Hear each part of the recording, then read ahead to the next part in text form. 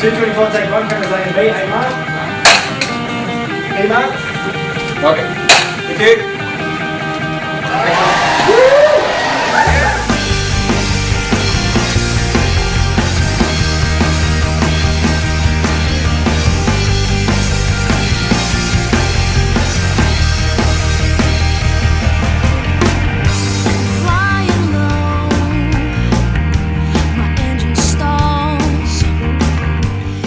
Kind of tracking down the front, people in this audience getting to Lucy sort of here-ish, who's standing there with her Brendan shirt.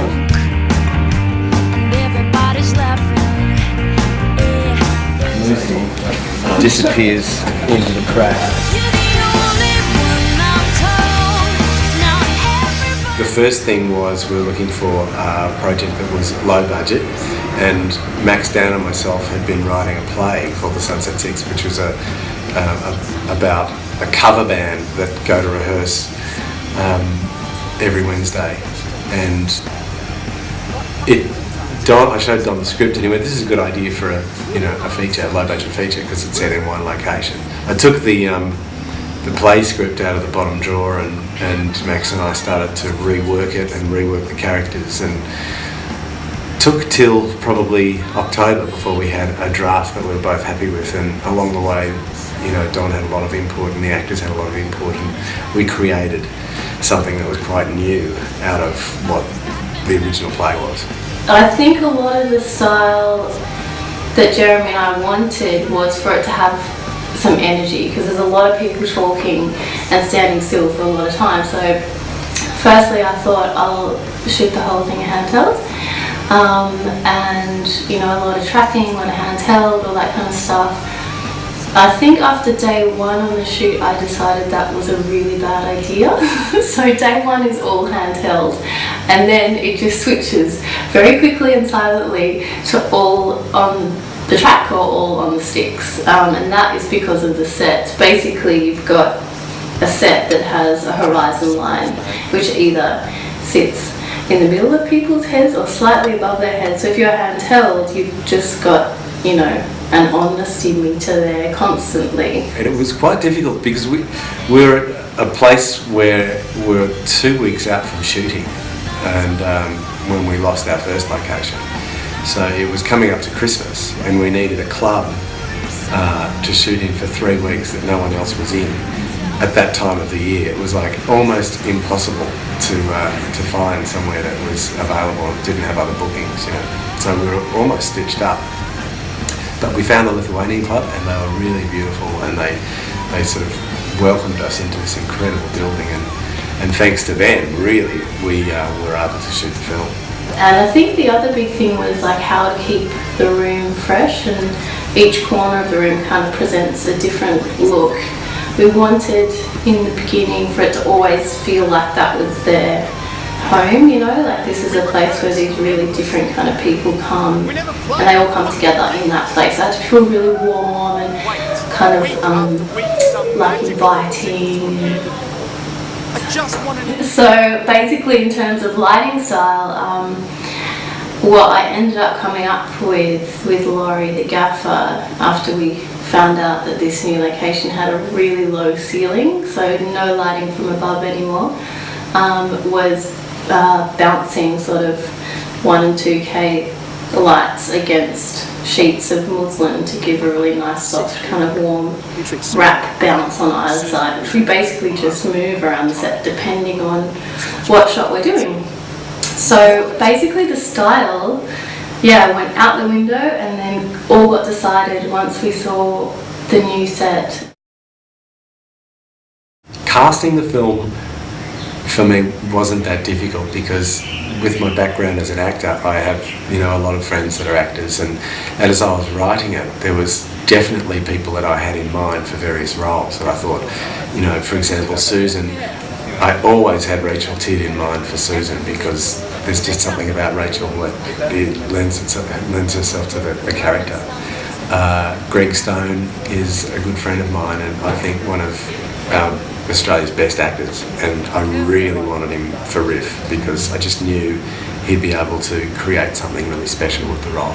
It's a beautiful arc because like at the beginning he comes across quite full on and quite boorish, but he's covering up his own insecurities. He's riddled with insecurities and self-doubt and regret, really, but he kind of like puts on this kind of bravado of, hey man, it's cool sort of thing. So his journey through it is quite amazing. He has done so much work. He's one of the most accomplished theatre actors in the country, and I know that he's just revered by many actors and entertainment industry people.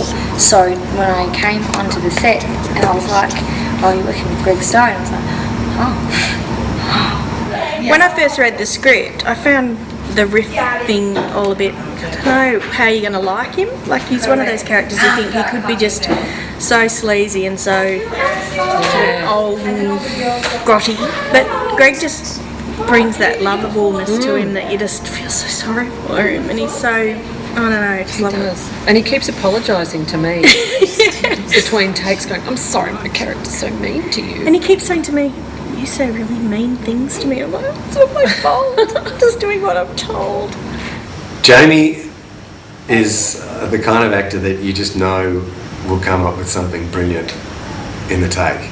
I've been very lucky getting an actor like him because he has a really great comic flair, but there's just something about in film acting, I believe that if you have the right person doing the job, then the role plays itself. And so often I try not to do too much directing of Jamie because he has his lines down and he'll do the scene and it makes me laugh or it takes me to where he wants me to go. He's a very skilled actor. We're having trouble with Jamie because we don't know whether Jamie's actually Jamie or Brendan. He invites Brendan in. Yeah, but we're not sure which one's the real Jamie. He said we haven't actually ever seen him, that he's actually just a method actor and he's always Brendan, so it's hard to know. We were, before this whole shoot began, we were recording the music at Atlantis Studios in Melbourne, and the director Jeremy says to me, "What do you think of this guy to play Brendan?" I looked at the photo and went, "Oh, he looks like Brendan." And when he came in and I saw him act the part of Brendan, not only did he look like Brendan, but he was him. Kiki is a star of the making. She's really beautiful to look at on screen, but she also has a really innate sense of performance. We did a shot this morning where I wanted a specific thing in her shot and asked her to do it, and then I thought I shouldn't have done that. I should have just let her do what she wants to do because she's always on the money, And so she did the shot and it wasn't quite right, and I thought, I said, "Keeks, just do it exactly the way you do it. Don't completely forget what I said, just do it." And of course she nailed it. I have a sense that Katya's really moving forward throughout this movie. Her character's developing, she's getting stronger. She gets broken, she gets hurt, but she gains a strength out of that was unforeseeable for her before these events.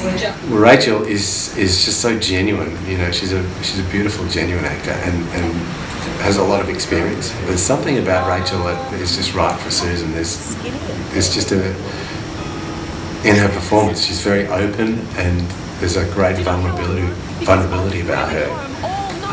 And that's what Susan is. She's also just gorgeous to look at on screen. So. And Susan has a big... She has a big arc. Big old arc. Big journey. She basically adores Riff despite a really large range of character flaws on his part. And she's so... she goes from being sort of like the sweet sort of funny one to you just feel so sorry for her. Loser cat. Loser cat. I had Lulu in mind for the role right from the beginning. I knew that she had some drumming experience from something else that she did, but she's also done a lot of comedy, and I did a little bit of research on her before ringing her up and just saying, I didn't audition her, I just rang her and said, would you like to do it? Because once I kind of found out a bit more about her and saw some of her work on show reels and things, I thought, she's our gal, you know, it was an easy choice. Okay, talk about her. Okay. now. Lulu.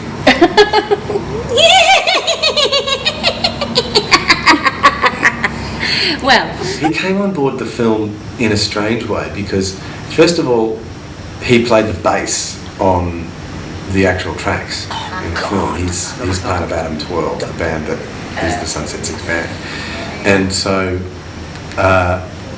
we started to get to know Kristen through that. And then he also helped us audition for Carchat.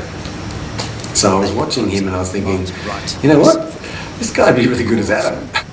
Annie, well, you know, what can I say? Annie's my wife. And I thought it would be a fantastic thing to have her in the film, you know. But there was no role for her. At one point, Don, the producer, said to me, we don't have an inciting incident in this film to kick the film off. What happens to make this evening happen? It was, well, if it was a record, the chance of a record deal or something like that, and then I thought, I could kill two birds with one stone here. I could have Annie come in and play the crazy groupie who offers them a record deal right at the start of the film. So, one, I get my wife into the film, and two, we've got our inciting incident. Lucy is, I mean, she's a little bit nuts. She's a bit crazy. She's just such a groupie. But look, she's got a good heart, and I think by the end of the film, everyone appreciates what she does for them and takes her more seriously and sees her as not just the groupie in the laneway, which is how everyone has basically seen her to that point. So there's a lot more to Lucy, and she's trying to prove that. And we get ourselves in trouble a lot because just before we go to do a scene, we do our little soap opera version, laugh too much, the makeup runs, and then we have to be serious and stop laughing. Yeah. But it's... And we crack ourselves up and not so much other people. Well, there's this, because we do it badly too, so there's a scene yesterday we were doing and it was like, I think Rachel had to say, You ever composed anything before? in sort of quite a serious way, so you can do that. Have you composed anything Yeah, before? So we find ourselves very highly amusing. And you're, I can't. There's the bit where I say to Riff, How much? and he goes, $100, and I go, can't argue with that. The soap opera version is, I can't argue with that.